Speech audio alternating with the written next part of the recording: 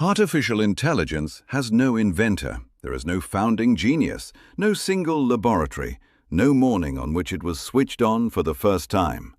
And that absence, which sounds at first like a gap in the story, is in truth the most reassuring thing about it. Because what stands in the place where the lone inventor should be is not a machine at all. It is a meeting. Two longings, each of them as old as our species, that spent almost the whole of human history as two separate stories, and have only lately started to merge. The machinery can wait. What matters first is what people have always wanted. The first wish is the refusal to let what we know die with us. You have felt it, a thing understood, hard-won across a life, and behind it the quiet dread that it might vanish the moment the mind holding it goes still. So we reached for a way to make a thought outlast the person who had it. That was one act of love against forgetting. To hold a thing in place, to fix it so that it stayed. But holding was never quite enough. A thought kept in one place still dies with the place. And so a second act grew alongside the first. To send what we knew across distance, to a stranger not yet born, in a country never seen. To carry the thought beyond the room. These are two different tendernesses, memory that keeps and memory that travels. One presses the mark into something lasting, the other lifts it and carries it away. Together they are the whole of our long fight to hold on, and underneath them, quietly, sit the forms we gave them. The mark in wet clay, the word set loose along a road, a wire, a page. The second wish is stranger and just as human. It is the drive to make sense of things, to take the raw confusion of the world and press it patiently into an answer. Someone, somewhere, first wanted to know how many, then how much, how far, how long. And having asked, we would not let the question rest until we had built something to help us answer it. The beads sliding on their frame, the wheels and the teeth, the long, patient machinery of working things out. These two wishes, remembering and understanding, are the deep roots of everything we have ever made. And for almost all of our history, they ran in parallel and never touched. The keeper of knowledge and the worker of sums had no cause to meet. One tended what we knew, the other turned it over and made it useful. They were simply different rooms in the same house. So here is the question that the rest of the story answers. What would it take for these two ancient wishes, held apart for 5,000 years, to finally become one? Two things had to happen. The first was that our power to make sense of things stopped being a collection of separate tools and became a single, universal one. For most of history, a device that could do sums could only ever do sums. But a machine was imagined and then built that held no fixed purpose at all. Give it one set of instructions and it kept accounts. Give it another and it did something wholly different. One capacity, turnable to any question a person could put to it. Not a tool for a task, a tool for anything. The second was that everything we had ever remembered began to gather.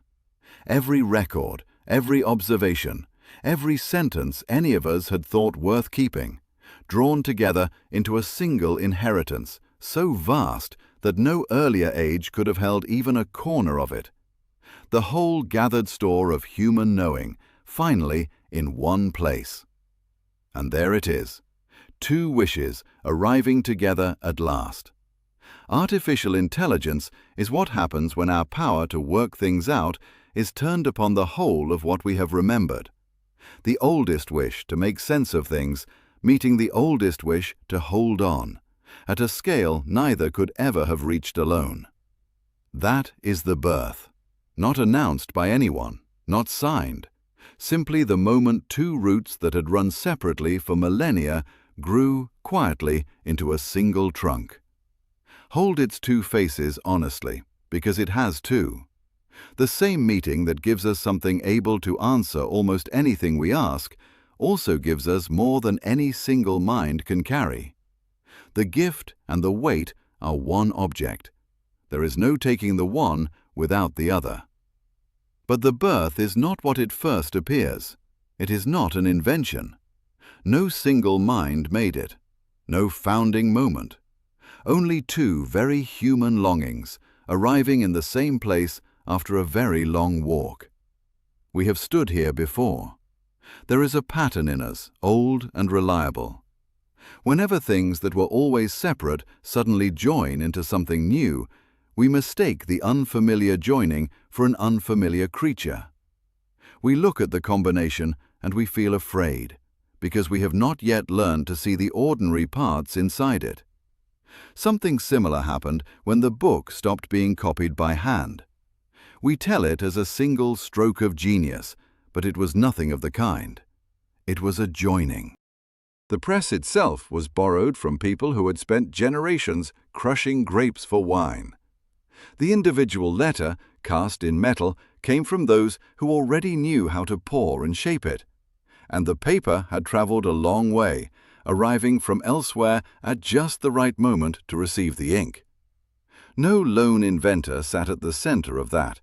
There was only someone with the wit to see that separate, ordinary things belonged together. The fear then was honest.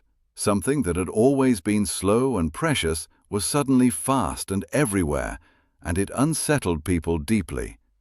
Yet look what followed. We were not buried by it. We never have been. Every time some new abundance has landed in our laps, faster and larger than anything before it, we have learned, in time, to make it a part of ordinary life. And that is exactly the turn we stand at now. The meeting that made this machine is not a rupture in the human story. It is the newest performance of our oldest move. Taking things we already had and joining them into something that sees a little further than we managed alone. So let the old picture go, the stranger from nowhere, the species that arrived without ancestors. There is no such thing here. What sits with you is the meeting place of everything we have ever remembered and everything we ever taught ourselves to understand. Nothing alien in it. Only the patient work of countless ordinary lives, the keepers and the counters, folded together at last into a single inheritance. And the history, at this point, is finished. It came from us, slowly, across every generation that ever tried to hold on and to understand. But the questions that matter now are of a different kind. How we use this, what we choose to build with it, what we decide to guard in ourselves and in one another while we do. None of those were ever the machine's to answer. They were always going to be yours. If this account of where it all came from has been of value to you, the most meaningful thing you can do is subscribe. Think of it less as marking a place in something still unfolding, and more as keeping the whole of this story close, a complete account you can return to whenever you wish. Once you have done that, you will find a curated reading list waiting in the description below, a natural extension of everything explored here.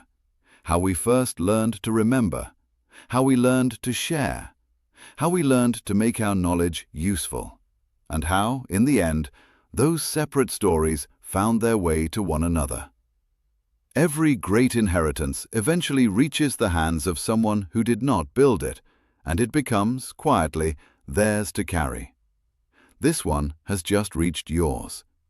What it grows into now was never going to be decided by the people who spent 5,000 years assembling it. It falls, as it always has, to whoever is holding it when the work is handed on. Thank you for your time. The rest of the story is yours.